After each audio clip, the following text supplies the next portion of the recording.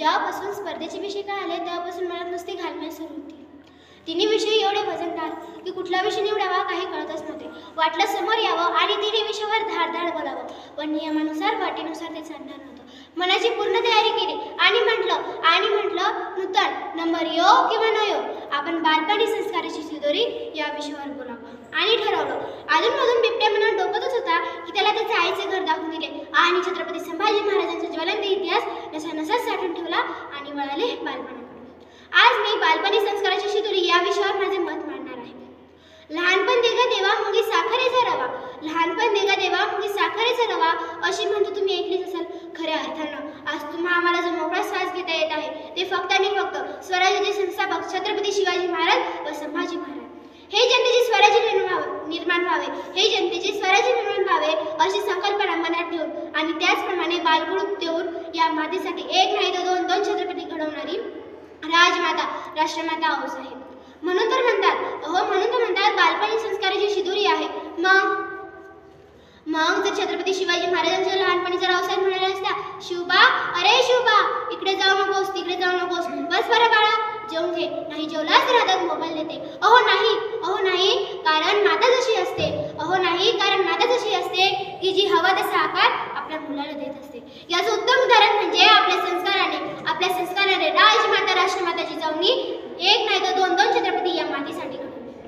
स्वराज्यातील प्रत्येक स्त्री म्हणजे आपली बहीण, आपल्यापेक्षा वयाने मोठ्या असणाऱ्या माणसाचा आदर करा, म्हणून त्या काळातील जनता एवढी सुखी होती. अहो संस्कार हे मातेचे असावे लागतात आणि बालपणी मूल जसं बघतं तसंच अनुकरण करायला शिकतो. अहो कशाला हवाय तो मोबाईल आणि तासंतास YouTube बघायला, काय असतो त्या मोबाईल मध्ये? डोळ्यांनी लेकरू बघतं आणि काय शिकतो सांगा ना तुम्हीच मला. लक्षात घ्या पालकांनो, जगातील महागडी वस्तू आपण पैशाने विकत घेऊ शकतो, पण संस्कार ही एक अशी गोष्ट आहे जी कुठेच विकत मिळत नाही. वेळेवर जागृत व्हा. वेळ निघून गेल्यावर कधी तुमचं मूल तुम्हाला घरातून धक्के मारून बाहेर काढेल आणि कधी तो रील्सवर दिसेल हेही कळणार नाही. तो दिवस माझ्या आठवणीतील अगदी काळा दिवस. सकाळी पेपर वाचायला हातात घेतला आणि काय 8 ते 10 वर्षाच्या मुलाने कर्कटात पोटात खोचून मित्राचा खून केला. एवढी मित्रता, एवढा तिरस्कारपणा कोणी पेरला हो याच्या मनात? बालपण हे निरागस असतं. या निरागसतेला कोणी कलंक लावला? मैदानावर एकत्र खेळणारे मूल कधी एकटे पडतात हे आम्हाला कळतच नाही हो. आम्ही स्वतः जर आई वडिलांना सोडून दूर राहत असेल तर त्या छोट्याशा मुलाला आजी आजोबा तरी कसे कळणार? पुढे तेच नाही आपल्याला एक दिवस दूर सोडून राहतील. उगाच म्हणत नाही जो बोया है वही पाएगा, तेरा किया एक दिन रंग लाएगा. जैसे करणे वैसे बनणे का? आम्हाला संस्काराचे क्लास लावावे लागतात. गर्भसंस्काराची कॅसेट लावून दिली म्हणजे झालं का? आम्ही दिवसभर कामात व्यस्त.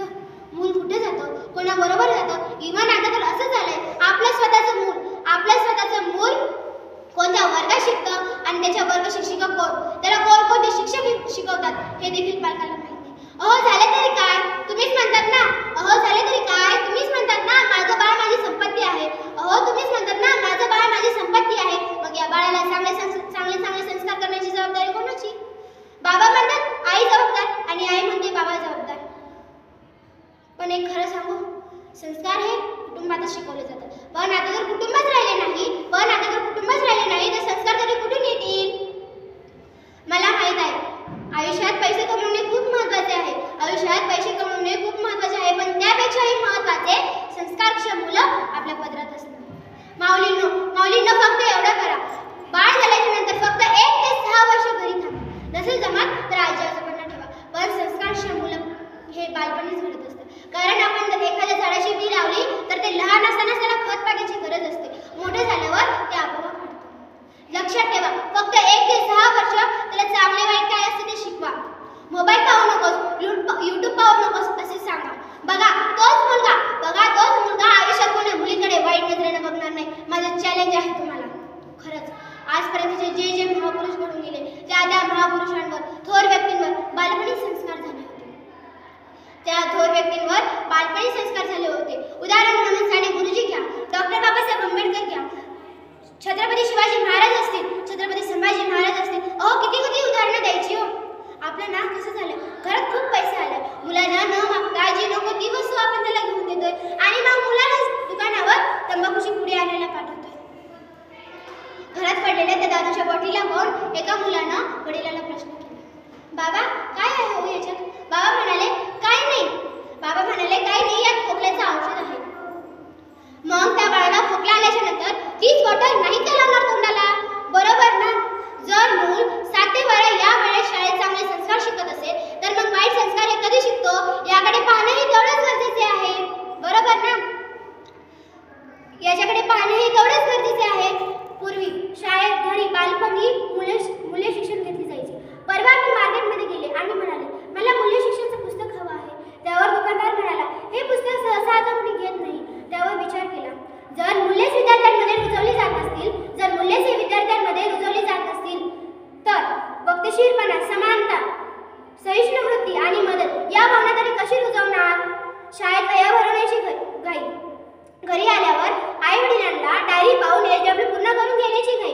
मग चांगले संस्कार तरी कधी भेटतील? द्या थोड्या वेळ आम्हाला. संस्कारासाठी आमचे मित्र बसा. आमच्यात प्रेमाची भावना निर्माण करून द्या. प्रेमाने येईल जग जिंकता, प्रेमाने येईल जग जिंकता, द्वेषाने होईल जगाचा व आमचा नाश. बालपणीच आम्हाला मोठे होण्याची घाई करू नका. मुलीला सतत बाईपणाची जाणीव होऊ देऊ नका. मुलीला सतत बाईपणाची जाणीव होऊ देऊ नका. सगळे संस्कार आमच्यात रुजवा, सगळे संस्कार आमच्यात रुजवा. आणि बालपण ही अशी एक संस्काराची शिदोरी आहे. बालपण ही एक अशी संस्काराची शिदोरी आहे जी सुजाण नागरिक घडवेल आणि देश सशक्त बनवेल. थोडे आम्ही सुधारू, फक्त प्रयत्न तुमच्यापासून कराल का पालकांनो? हीच अपेक्षा ठेवते. आणि लक्षात ठेवा चांगले संस्कार म्हणजे नुसतं मोठ्या माणसाचे पाय पडणे नव्हे तर थोड्या मोठ्याचा आदर करणे, त्यांना उलटून न बोलणे, त्यांच्या गोष्टी ऐकणे